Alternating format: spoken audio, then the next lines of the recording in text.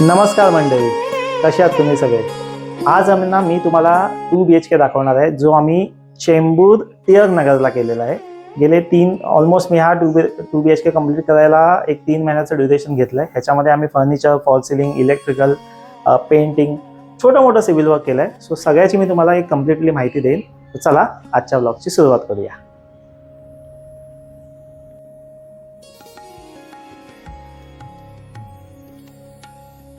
जसं मी तुम्हाला सांगितलेलं, हा आमचा 2 BHK चा फ्लॅट आहे, ज्याचा आम्ही कम्प्लिटली इंटिरियर आणि पूर्ण मेकओव्हर केलेला आहे. लोकेशन आहे चेंबूरला. आम्ही टिळक नगरला हे काम केलं आहे. आता मी तुम्हाला सुरुवातीला थोडासा ह्याचा सेफ्टी डोर दाखवतो. हा सेफ्टी डोर आम्ही कम्प्लिटली HDMR मध्ये CNC कटिंग करून त्याच्यावर ग्लॉसी व्हाईट PU फिनिश केलेलं आहे.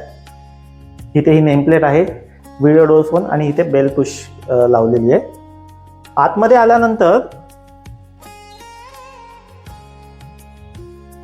आल्यानंतर सर्वात आधी इकडे आम्ही शूरॅक बनवलेलं आहे. शूरॅकमध्ये आम्ही जनरली अशी स्टेनलेस स्टीलची जाळी वापरतो, आणि खाली जर तुम्ही बघाल ना, तर तिथे पिन होल्स दिलेले आहेत, जेणेकरून व्हेंटिलेशन शूरॅकमध्ये मेंटेन राहील आणि स्मेल येणार नाही शूजचा. इथे एक छोटंसं आपण की होल दिलेलं आहे. याच्यामध्ये बऱ्याच कीज राहतील. इथे गादी येणार आहे, इथे सिटिंग थोडासा एरिया दिलेला आहे. आणि या घराची सर्वात सुंदर जर कुठला कॉर्नर असेल ना, तर तो हा कॉर्नर आहे. हा जो म्युरल आहे ना, हा क्लायंटने स्पेशली एक क्ले आर्टिस्टकडून बनवून घेतलेला आहे, आणि हा कम्प्लीट फायबरमध्ये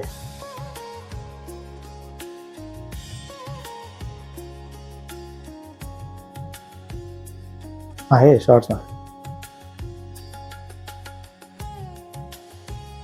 मंदिरमध्ये इथे जशी जागा होती त्या हिशोबाने आम्ही इथे मंदिर सेटअप केलं आहे. मंदिरमध्ये इथे 4 असे शेल्फ दिलेले आहेत. मागे एक मोराच्या पिसाच्या डिझाईनची पुन्हा बॅकलाईट जाळी आहे. इथे बघायला गेलं तर आपण असा एक ट्रे प्रोव्हाइड करतो नैवेद्यासाठी. त्यानंतर इथे खाली हे ड्रॉवर आहेत. आणि इथे अजून एक इंटरेस्टिंग केलं आहे की इथे हे स्टोरेज आहे. हे तुम्ही बघाल, प्रॉपर असा कर्व डिझाईनमध्ये हे स्टोरेज केलेलं आहे. आणि ही एक सिटिंग पण आहे. सिटिंग मी तुम्हाला दाखवतो.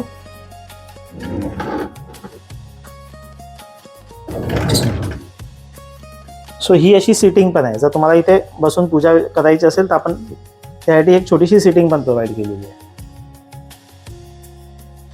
हा जो महिरप तुम्ही बघताय ना, हा कम्प्लिटली टीकवूडमध्ये कार्विंग करून आम्ही केलेला आहे, आणि साईडला 2 पिलर्स केलेले आहेत.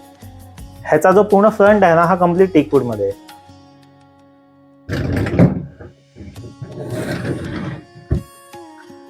अजून एक इंटरेस्टिंग गोष्ट या घराबद्दल मी तुम्हाला दाखवतो. जसा हा टीव्ही युनिट जर तुम्ही बघाल ना, तिथे आर्टिफॅक्टसाठी शेल्फ केलेले आहेत, आणि थोडंसं एक टीकवूडचं थोडंसं बोलतात ना, एक हलका 1-2% आम्ही इथे यूज केलं आहे. पण त्याच्यामध्ये आम्ही हे पिलर्स थोडेसे इथे हायलाईटसाठी आम्ही यूज केलेले आहेत. हे पण कम्प्लीट टीकवूडचे आहेत.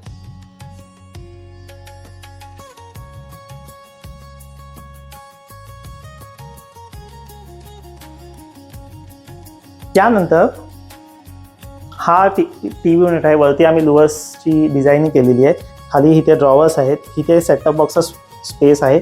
आणि जसं मी तुम्हाला एक आता इमेज दाखवतो साईडला, त्या इमेजमध्ये असं होतं की सुरुवातीला मेन डिस्ट्रीब्युशन बोर्ड जो असतो, इलेक्ट्रिकल बोर्ड, तो इथे होता, आणि जो एकदम एंट्रन्समध्ये आधी मेन डिस्ट्रीब्युशन बोर्ड दिसायचा. मग आम्ही काय केलं, थोडासा मेन डिस्ट्रीब्युशन बोर्डला ना थोडंसं आतमध्ये सरकवलं, आणि त्याला या स्टोरेजच्या आतमध्ये कम्प्लिटली कन्सिडर केलं. तेव्हा त्यामुळे हा एकदम हिडन पण झाला, आणि काही दिसत पण नाहीये. आणि हे जे ह्याच्यामध्ये तुम्ही आर्टिफॅक्ट ठेवू शकता, अजून काही स्टोरेज ठेवू शकता, बुक्स ठेवू शकता, फाईल्स ठेवू शकता. सो असं हे स्टोरेज आहे. ह्याला आम्ही फ्लुटेड ग्लास यूज केलेली आहे. आता हे घर आहे ना, थोडंसं कॉम्पॅक्ट आहे. अराउंड 500 to 550 कार्पेटच्या अराउंड आहे. तर त्यामुळे ना, कमीत कमी जागेमध्ये किती जास्तीत जास्त आणि कशी व्यवस्थित फर्निचर बसवता येईल ना, त्या हिशोबाने आम्ही याची प्लॅनिंग केलेली आहे. फिक्स डायनिंग टेबलची रिक्वायरमेंट नव्हती, म्हणून इथे आपण फोल्डिंग डायनिंग टेबल केलेलं आहे.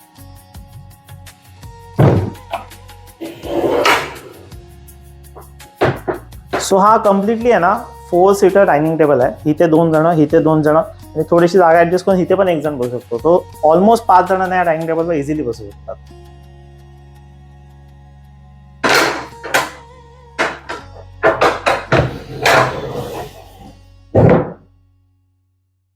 इकडे सोफा सेटिंग आहे, इथे 3 सीटर सोफा केलेला आहे आणि इथे 2 ॲक्सेंट चेअर यूज केलेले आहेत. या म्हणजे तुम्ही ॲज अ ॲक्सेंट चेअर पण यूज करू शकता, ॲज अ डायनिंग टेबलसाठी पण या चेअर आपण पुल करून यूज करू शकतो.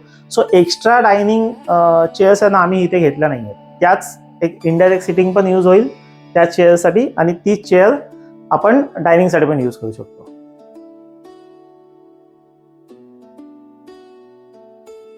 पॉज कर.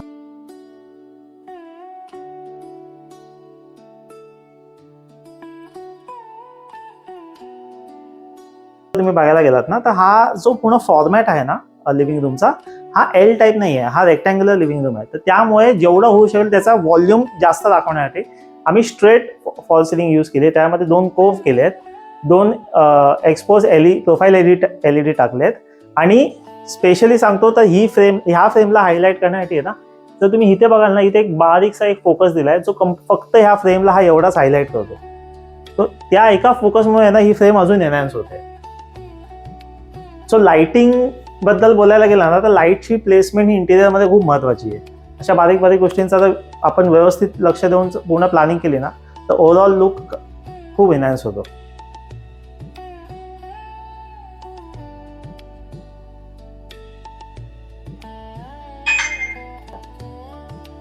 आता ना मी तुम्हाला मास्टर बेडरूम एक्सप्लेन करतो. मास्टर बेडरूम मध्ये जर तुम्ही बघाल ना, हा खूप कॉम्पॅक्ट साईजचा बेडरूम आहे. पण ह्याच्यामध्ये आम्ही असं केलंय की बेड जो आहे तर जेव्हा एवढी कॉम्पॅक्ट जागा येते ना तेव्हा आम्ही नेहमी सजेस्ट करतो की बेड आम्ही ना जेवढं होऊ शकेल ना तेवढं कॉर्नरला पुश करतो. तर कॉर्नरला बेडची प्लेसमेंट झाल्यामुळे इकडे एक सफिशियंट जागा राहिली आहे. आरामात तुम्ही वॉर्डरोबचे डोअर्स ओपन करून यूज करू शकता. त्यानंतर इथे ना आम्ही बेडमध्ये ॲडिशनल ट्रॉली पण दिली आहे.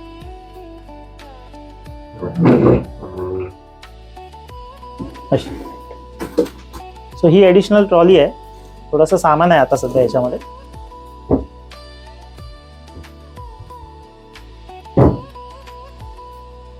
काय पॉज कर. आणि इकडे मास्टर बाथरूम आहे. तर मास्टर बाथरूमचा दरवाजा थोडा कॅमोफ्लॅज डिझायनिंग मध्ये केलाय. आणि हे जर तुम्ही बघाल ना तर हे आम्ही ना 8 mm चे लुवर्स यूज केले. तर ह्याच लुवर्सची डिझाईन आहे ना इथे आम्ही कंटिन्यू केलेली आहे. हा डोर असा कॅमोफ्लॅज आहे. सो ह्याची जी डिझाईन आहे, ह्याचा जो ओव्हरऑल पॅटर्न आहे ना, हा बेडसोबत आम्ही मॅच केलेला आहे. इकडे बेडच्या वरती जर तुम्ही बघाल ना तर इथे लॅमिनेट आणि प्लायवूडमध्ये ही बॉर्डरिंग केली आहे.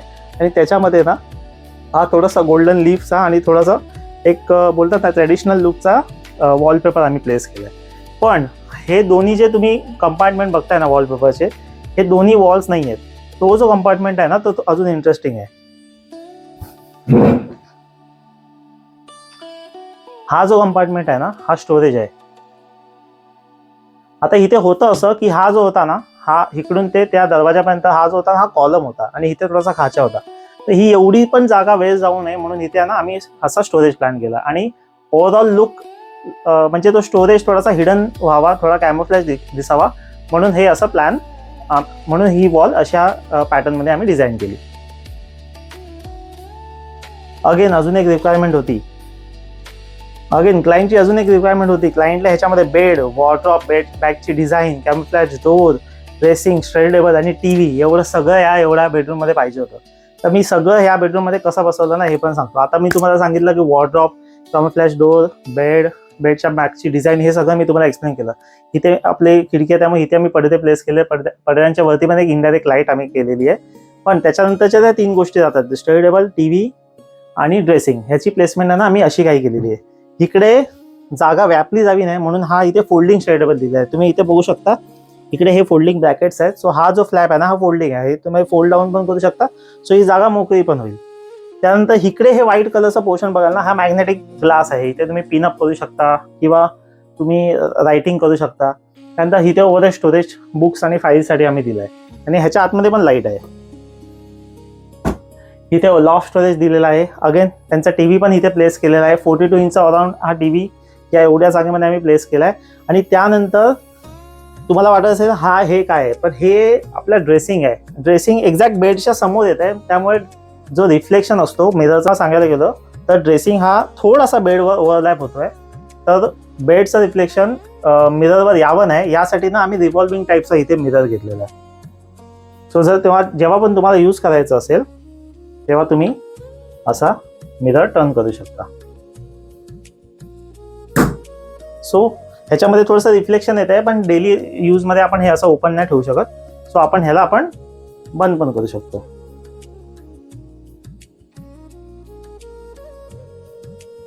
सो जस्ट इन केस कधी असं असतं की बेडच्या समोर ड्रेसिंग येतोय आणि आपल्याकडे दुसरं काही ऑप्शन नाही, दुसरी काही जागा नाही आहे, सो आपण ही पण आयडिया आपण करू शकतो.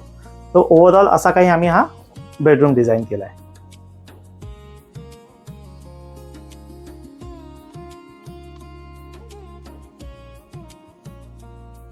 सो ओव्हरऑल डिझायनिंग मध्ये मी आणि नीलामध्ये हे दोघे इक्वली इन्व्हॉल्व होतो. आणि म्हणजे बोलतात ना, बऱ्याचशा गोष्टी कमीत कमी जागेमध्ये कशा बसवायच्या, कशा त्या झाल्या पाहिजे, किती लाईट कलर यूज कसं असतं ना की जेवढं समजा कमी स्पेस असेल ना, तर आम्ही नेहमी सजेस्ट करतो क्लायंटला की जेवढं होऊ शकेल तेवढा लाईटर कलर, डार्क कलर थोडेसे कमी यूज करा. त्या ओव्हरऑल तुम्हाला आजचा व्हिडिओ आमचा कसा वाटला आम्हाला कमेंट सेक्शनमध्ये कमेंट करून नक्की सांगा.